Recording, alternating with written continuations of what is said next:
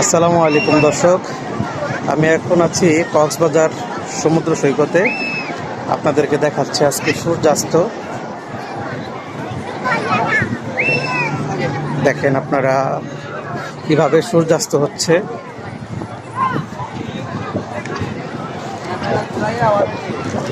মনে হচ্ছে একটু পরে সূর্যটা পানির নিচে ডুবে যাবে। কি সুন্দর সূর্যাস্ত!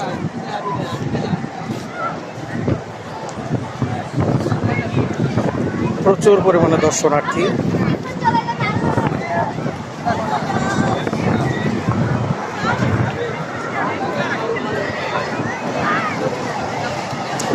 কিছুক্ষণের মধ্যে আমরা দেখব চোখের পলকে এটা ডুবে যাবে।